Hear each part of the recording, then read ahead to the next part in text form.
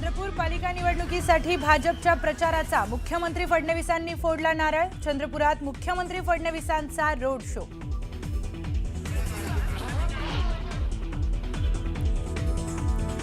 शिवसेना उभाठा आणि मनसे युतीचा आज वचननामा जाहीर होणार। दुपारी 1 वाजता शिवसेना भवनात राज ठाकरे आणि उद्धव ठाकरेंची एकत्र पत्रकार परिषद।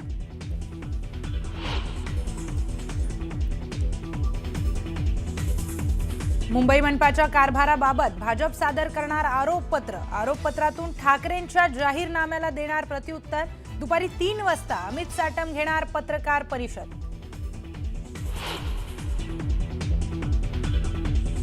निष्ठा आणि कणखरपणा काय असतो दाखवण्याची वेळ। समोरचे 2 साम दाम दंडभेद नीतीचा करू शकतात वापर। उद्धव ठाकरेंकडून कार्यकर्त्यांना सावधगिरीच्या सूचना।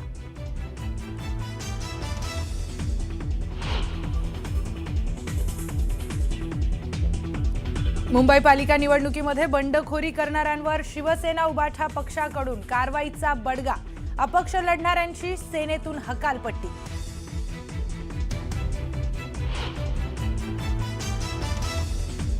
एकोणतीस महानगरपालिकांसाठी 15,931 उमेदवार रिंगणात। मुंबईत सर्वाधिक 1700 मैदानात तर सर्वात कमी उमेदवार इचलकरंजीमध्ये।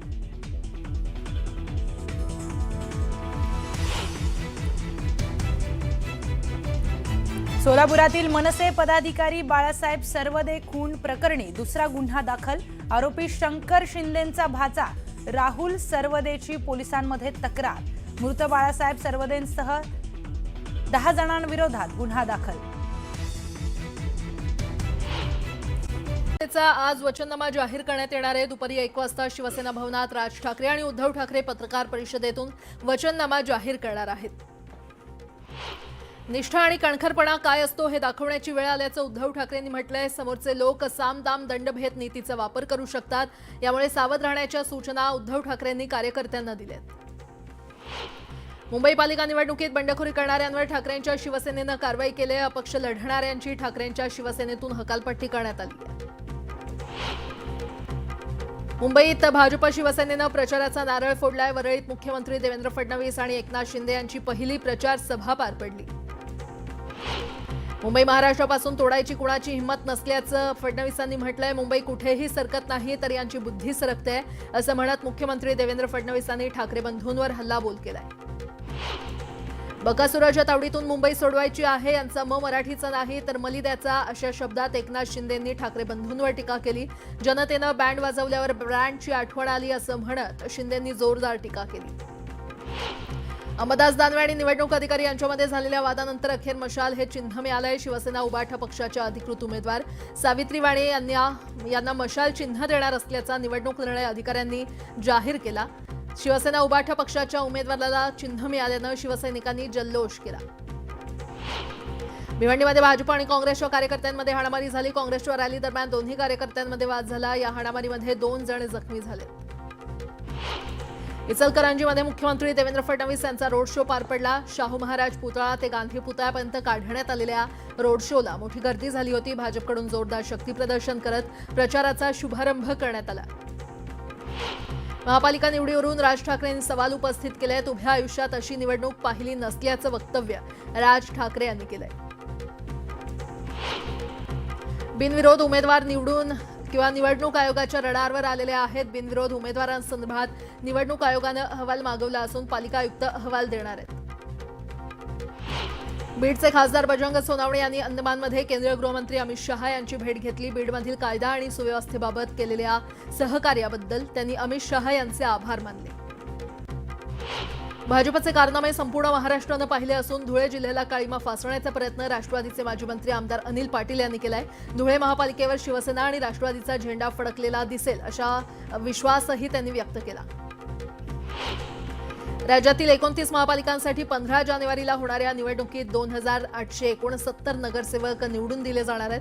त्यासाठी 15,931 उमेदवार रिंगणात आहेत। अनेक ठिकाणी तिरंगी, चौरंगी किंवा बहुरंगी लढती होणार आहेत। मुंबईमध्ये 227 जागांसाठी 1,700 उमेदवार रिंगणात असून सर्वात कमी म्हणजे 230 उमेदवार हे इचलकरंजीमध्ये आहेत।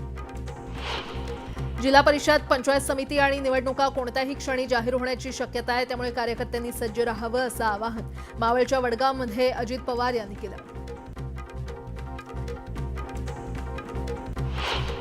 शाळेच्या क्रीडा स्पर्धेतील मॅरेथॉनमध्ये तृतीय क्रमांक पटकावलेल्या विद्यार्थिनीचा हृदयविकाराच्या तीव्र झटक्यानं मृत्यू झालाय. पालघरच्या तलासरीच्या वेवजी येथील लोकभारती संस्थेच्या इंग्लिश अकादमी इंग्लिश स्कूलमध्ये हा धक्कादायक प्रकार घडला. रोशनी रमेश गोस्वामी असं मृत विद्यार्थिनीचं नाव आहे. धाराशिव जिल्हा नियोजन समितीच्या आढावा बैठकीला अधिकारी तासभर उशिरा आल्यानं खासदार ओमराजे निंबाळकरांकडून जिल्हाधिकाऱ्यांची कानउघडणी केली. बैठकीला पोहोचल्यानंतर अधिकाऱ्यांच्या खुर्च्या रिकाम्या दिसल्यानं खासदार ओमराजे संतप्त झाल्याचं पाहायला मिळालं. लोकप्रतिनिधी बैठकीला हजर राहू शकतात, मग अधिकाऱ्यांच्या घरचा कार्यक्रम आहे का, असा सवाल त्यांनी उपस्थित केला. जालना महापालिकेमध्ये 65 ते 45 जागा भाजप जिंकेल असा विश्वास रावसाहेब दानवे यांनी व्यक्त केला. संजय राऊतांना बोलण्याचं तारतम्य नाही असं म्हणत त्यांनी राऊतांवर देखील निशाणा साधला. युती आणि जागा वाटपाबाबत दुटप्पी रणनीती राबवली गेल्याचा आरोप भाजप आमदार नरेंद्र मेहता यांनी केला. परिवहन मंत्री प्रताप सरनाईक यांच्यावर आमदार मेहता यांनी टीका केली. गोरेगाव वॉर्ड क्रमांक 50 मधील काँग्रेसचे मुंबई जनरल सेक्रेटरी अनिल शर्मा आणि टीना शर्मा यांनी शिवसेना उबाठा पक्षात प्रवेश केला. उद्धव ठाकरेंच्या उपस्थितीमध्ये हा पक्ष प्रवेश पार पडला. पिंपरी चिंचवडमधील राष्ट्रवादी काँग्रेस शरदचंद्र पवार पक्षाचे शहराध्यक्ष तुषार कामठे यांच्या विरोधात भाजपनं चांगलीच ताकद लावली आहे. भाजपनं प्रचाराचा नारळ फोडला. राष्ट्रवादी काँग्रेस शरदचंद्र पवार पक्षाचा पराभव होईल असा दावा निवडणूक प्रभारी शंकर जगताप यांनी केलाय. पिंपरी चिंचवडमध्ये भाजपनं जोरदार प्रचार सुरू केलाय. जोरदार शक्तीप्रदर्शन करत भाजपनं प्रचाराला सुरुवात केली. पिंपरी चिंचवड महापालिकेत भाजपला मोठं यश मिळेल असा विश्वास उमेदवारांनी व्यक्त केलाय.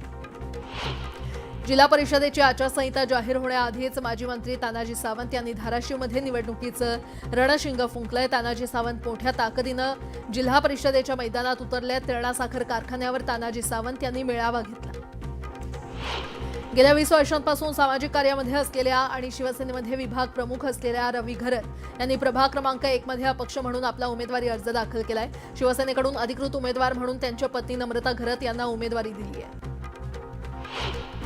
पिंपरी चिंचवडमधील प्रभाग क्रमांक 16 मध्ये राजकीय वातावरण चांगलंच तापलं असून भारतीय जनता पार्टी आणि आरपीआय आठवले गट यांनी रावेत किवळे परिसरात जोरदार शक्ती प्रदर्शन करत प्रचारात आघाडी घेतली आहे. प्रभाग क्रमांक 28 कांदिवली पूर्वमधील शिवसेना पदाधिकाऱ्यांनी मातोश्रीवर जाऊन उद्धव ठाकरेंच्या पक्षात प्रवेश केला. प्रभारी महिला शाखा संघटक अश्विनी पवार, उपशाखा प्रमुख भरत पाटील यांच्यासह पदाधिकाऱ्यांनी शिवसेना उबाठा पक्षात प्रवेश केला. रवींद्र चव्हाणांचे कार्यकर्त्यांना खडेबोल सुनावले. आपापसात सेटिंग करू नका असं विधान करत रवींद्र चव्हाण यांनी कार्यकर्त्यांना मतदारांपर्यंत पोहोचून पॅनल निवडून आणलं पाहिजे असं सांगितलंय. परभणी शहरातील प्रभाग 4 मध्ये भाजप आणि राष्ट्रवादी अजित पवारांच्या कार्यकर्त्यांमध्ये हाणामारी झाली. राष्ट्रवादीच्या कार्यकर्त्यांनी चाकून हल्ला केल्याचा आरोप भाजप कार्यकर्त्यांनी केलाय. उमेदवार बिनविरोध करण्यासाठी 2 गटात झालेली हाणामारी आणि गोळीबाराच्या घटनेवरून शिवसेना उबाठा पक्षाचे माजी आमदार अनिल गोटे यांनी भाजपवर जोरदार हल्लाबोल केलाय. विरोधातील उमेदवारांना माघार घेण्यासाठी आमिष दाखवल्याचा आरोप गोटेंनी केलाय.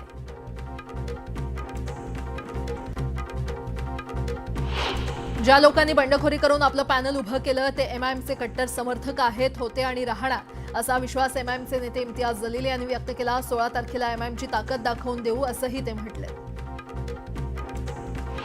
हलक्यात घेऊ नका, मुख्यमंत्री आणि गृहमंत्री आमच्याकडे आहेत अशा शब्दात चंद्रकांत पाटलांनी अजित पवार यांना इशारा दिलाय. युतीतील पक्षांनी एकमेकांवर टीका करू नये असं सांगण्यात आलंय. मात्र सुरुवात झाली आहे, मग आता टीका किती चालणार आणि कुठे थांबणार याचा अंदाज घेऊन ठरवू असं चंद्रकांत पाटील म्हटले. अजित पवारांची लोकप्रियता पाहून भाजपच्या पायाखालची वाळू सरकली आहे. यावेळी शिरूर हवेलीचे आमदार माऊली कटके यांनी भाजप प्रदेशाध्यक्ष रवींद्र चव्हाण यांच्यावर निशाणा साधला. चंद्रपूरमध्ये एका व्यक्तीनं निवडणूक प्रक्रियेला विरोध केलाय. हातात फलक घेत आंदोलन सुरू केलं.